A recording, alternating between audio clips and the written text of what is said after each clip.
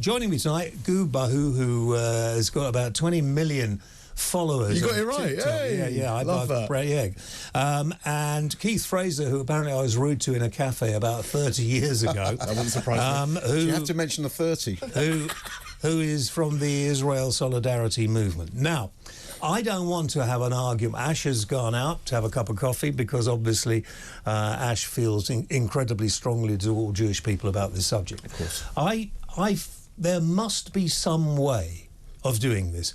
Nobody agrees that killing innocent people is a good thing. It's not a good thing anyway. It happens in war, unfortunately, but it's happening too much at the moment. And I'm just going to put forward a premise, sure, and then I'm going to ask both of you what you think. Now, it looks like, because America have spoken, that Netanyahu will have to do it. It also looks like a lot of people in Israel are now against the way Netanyahu is behaving, and that will, I think, make a change. But, you know, there has to be give and take. We've had one, dear poor chap, dead already, who was one of the hostages, sent home. There are over 100 other people, if some of them are still alive, hopefully they are. And there are calls, I know, for people to be let out of Israeli jails as well. Yeah. And also, there are a bunch of people, mainly Americans, who have gone and taken land from Palestinians and set illegally. Up... Illegally. Yeah. And set up camps. That means it's not illegal. Well, it actually is. But sure, it is illegal. It's not illegal. Well, we'll go over that in a moment, but it seems to the rest of the world and to most people it is illegal. In fact, the Israeli government before was actually repatronising them and taking them out and closing some of them down. Yeah, Gush Katif. So if the Israelis would do that to make a step towards peace, if Hamas, who really are an appalling terrorist organisation and will perhaps carry on, maybe with a little more control, but if they will stop and release the hostages, Israel gives back the illegal settlements that have been taken over. Could there be an answer to this? Well, there's a lot to unpack with what you just said. It was like a 4-minute question, so which part would you like me to elaborate Well, I'll tell you on? what, on the first one, is there a possibility this could be actually an answer to this problem? What being the answer? That if both sides give a little? Oh, well, of course. I mean, it's not going to be a one-sided issue. We are neighbours. Yeah. We share a lot of history. We share DNA. Really and truly, we're technically family. You know, these are our neighbours, and we should love and care for each other. So the first step is going to be obviously communication, but I feel like the main step here is justice. I was talking to a guy the other day who is an Israeli, married to a Palestinian lady. Amazing. And saying that there are many of them living in Israel. Yeah. Bringing up children from both sides, and they are incredibly upset about what is going on. It's difficult, we understand, if you're fighting a war and you're adamant you're going to get the people who are fighting you and they're mixed in with the civilian population, as happens in lots of, we can go back to any war. But now, as it has become such a talking point across any programme, any news bulletin, there must be something that we can start to do. So let me ask you, Keith, wouldn't there be a little bit of give and take? Can you see Israel maybe releasing some of the young people that they've taken into custody? Well, these possibly are young going people, back to the these are young camps? people who've committed terrorist attacks on innocent Israelis. What, the children? Sorry to interrupt. Are you interrupting? Apologies, but what children? Okay. Well, now, unfortunately, children have listen, become... here's another incorrect fact, and I would ask you not to interrupt, and I will interrupt you. I'll decide who's doing what. Now, Keith, get on with it. Now, you say about give and take. Yeah. Who are you going to give and take with? Well, both sides. Gaza is run by Hamas, the Islamic resistance movement. It's not the Palestinian resistance movement. We know that. The Islamic resistance So what are we movement. going to You do? have Islamic Jihad. Yeah, Islamic. Hang on, Keith. Let's just... I don't need a history lesson. It just takes us back and it ruins it. What I want to know is, if that won't work, what would work to make... Netanyahu, let's face it, is his fault. He's sending his troops in. They have to do what they're told. And he also told the Knesset to back Hamas and finance them. Yeah, it is true. Everybody at home, he's lying to you. Google it right lying, now. am I? You are lying. The majority. In 2000, he just called me. He's just saying that I'm lying. In the Knesset, everyone at home, check for yourselves and tell me if I'm. Look, you're interrupting. Yeah, but everybody in the Knesset, go check it. In 2019, Netanyahu said in the Knesset. We can't do that now. He said himself, if you want to avoid the creation of a Palestinian state, we must support Hamas and we should support them financially. Google it, everybody at home. Let me give if you I'm lying, then you can Google it. Can I introduce? Guys, if we carry on, listen to me. With respect. If we carry on like this, there will be no point in going on with the interview. I don't mean to interrupt. Okay, please don't. So let me just go back to the point, right? You know, there are very few people who want the government of Israel in Israel at the moment, and as soon as this stops and there's an election, he's going to be out of a job. Yep. So is there no way, while he is where he is, he's obviously given in to the Americans today, so could he go further? Let me answer your question, James, in a few ways, okay? Without interruption. So basically, Bibi Netanyahu, yes, he's the Prime Minister. Yes, before the war, he was unpopular. However, because of the atrocities of October the 7th, there is a wartime coalition government with Benny Gantz, the centrist, who is running the show as well. Now, Benny Gantz would be doing exactly the same as Netanyahu, as he must, because Israel is fighting a genocidal terrorist organisation, the Islamic resistance movement. And you know, you have to understand, when you are battling, like we have it here, we have 7/7, we had Manchester. Can we not do this, Keith? Because this is where it goes wrong. Yeah. We're going back into history. I'm bored already. I want to know what is the future for the Middle East. Is this. Okay. A two-state solution? Listen, let me answer. I'm going to answer the question. First of all, there was already two states in Palestine. There's an Arab state and a Jewish state. One's called Jordan. They occupy 80% of Palestine. Fact. I even have here the map of historic Palestine. This is what you should learn, mate. I know it already. 80%. I don't know why this is given to. Can you stop being rude? Because you're making a prat of yourself. Okay. You're embarrassing yourself. You are. You're not embarrassed. Okay. Yeah, good one. Anyway. Okay. I will answer the question. Wait a minute. You've been talking for 8 minutes. I haven't finished. May I? I'm going to come to you in a moment. Sure, no problem. Come to you in a minute. Don't poke me with the pen ever again. Okay. Beg pardon? Don't poke me with that pen ever again. Okay. Guys. Good. Okay. Right. You've said what you've said. So what I'm saying is, to have any kind of agreement, like Israel has with Egypt, like, for example, take Egypt. Israel had a Sadat. Look, what is the quickest way for us to get to end the de-radicalisation of the Islamic fundamentalists? How do you do it? Re-education. Right. Okay. May I, please? You can have your time now. What do we do? This esteemed gentleman next to me. Ignore him. No, but I'm not going to ignore him. He just made a few valid points. I'll give you that. I concede he made valid points. But the issue is you have a very Eurocentric perspective on Jewish and Palestinian history. It's all one-sided. Our violence is holier than thou. How dare you? If you cannot accept that there are two sides with valid arguments, guess what? There will be no peace. Without justice, there will be no peace, sir. So you can come here with your little pieces of... Why are you interrupting? I thought we weren't doing interruptions. Explain. Annoying, isn't it? I'm explaining to you now. I'm trying to be a friend. You know, when I walked in here, do you know what I said to him? What did I say? As a friend, I tried to be nice. I said, bring them home tonight. Good. Did I not? This is just demonstrating. Exactly. He doesn't want peace. This is demonstrating to everybody why we're in such a situation. Yeah, hostilities for no reason. As Keith must understand, since the killing of 7 aid workers and British citizens, things are changing, because that was a mistake.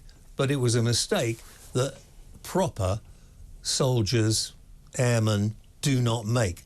And now things are changing and they have to change. And now maybe we can see, because you two demonstrate why it's very difficult to get to middle ground. But we must try and find a way. You know that. Agreed. Look, I don't want to have beef with you, bro. Honestly, I don't. I don't want it to turn into a point-scoring system. I know you care deeply about your people, right, and the security of Israel. Is that a fair statement? Yeah, and I'm interested to know what your background is, actually. So my father's Palestinian Lebanese and my mum's Algerian. I thought you were born in Kuwait, right? I am, yeah. I was born in Kuwait during Saddam Hussein. Can we listen? All this doesn't matter. It doesn't matter, you're right. Basically, what I'm saying is, bro, I see you as my friend. Jews are my friend, okay? The last thing we should be doing is arguing and trying to win and get a point over each other. The truth is this: people are dying at a crazy rate. So how do we and we only speak about the aid workers. What about the 196 aid workers that were killed prior? Yeah. How it's a double standard. Listen, I'm telling you. You're telling me we ignore the something double standard and we get justice and fairness in the world. How are we going to get peace in the Middle East? I think this is what we need to do. The first thing we need to do is get Netanyahu to resign. Before October 7th happened, it would make a difference. Before, you have the most far-right party, the Likud party is the most far-right party Israel's ever had. These guys it's almost fascism. He's a centrist. Do you know your... Let me ask you this question. Enlighten me, please. Okay. Now, you care deeply. Why? Because you're a Palestinian, you're a Muslim? I'm a human being, sir. I'm not a Muslim. Well, if you're a human being, Palestinian, you care about human beings. Yes, sir.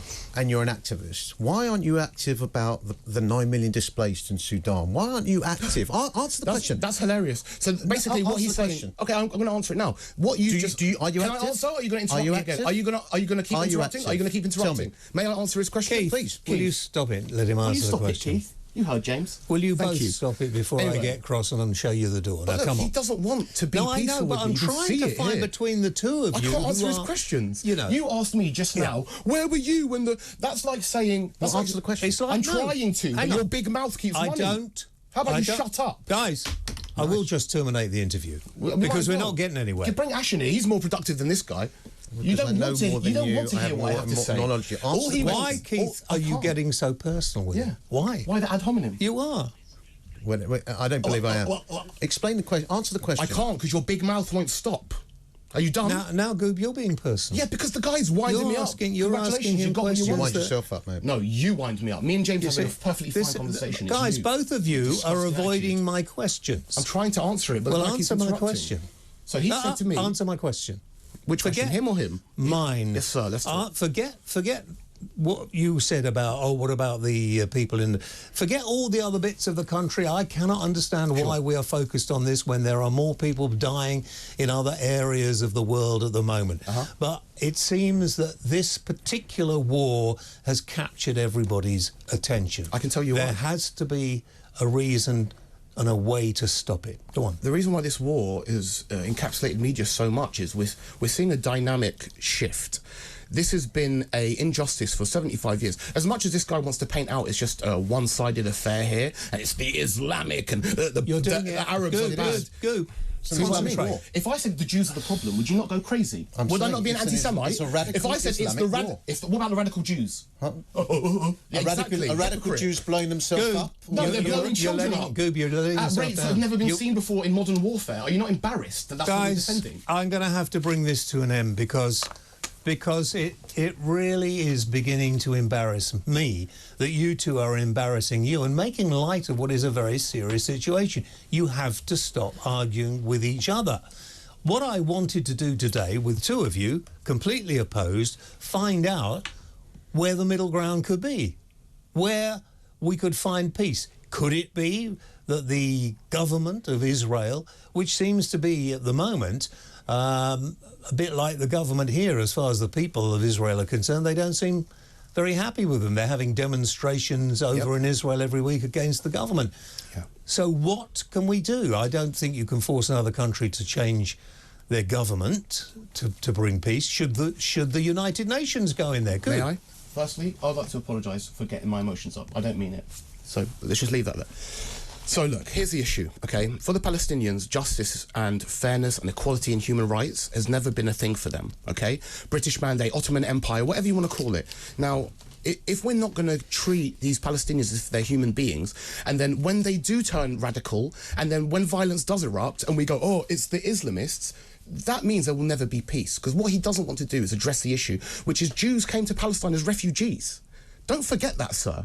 So for you to then just be like, it's the Arabs, we can't find peace without balance. Well, it blatantly isn't the Arabs, because Arab states, most of them are not doing this. Iraq and Iran and Syria might actually make it worse, but Saudi and Egypt... The problem is we have a population in Gaza and the West Bank, by the way, who are radicalised with this ideology that Jews are descendants of pigs and monkeys, that effectively they are drinking the blood of the Muslims on the Passover feast, and all sorts of revolting, vile rhetoric. You can look at Palestinian TV. Well, as you know, probably both of you, as you both know, I am completely secular. I find both religions, all religions, completely annoying with the whole thing. However, and they're using it. Now, 30,000 Palestinians are reported killed. We don't know how many of those were to...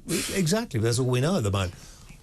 Do you not believe Hamas is so dismissive, bro? Would I believe anything that comes out of Hamas? I mean, who's been caught lying more, by the way? Is it Hamas or is it your government? Hamas guys, are a radical do Islamic... you accept, though? And the IDF aren't? Do you...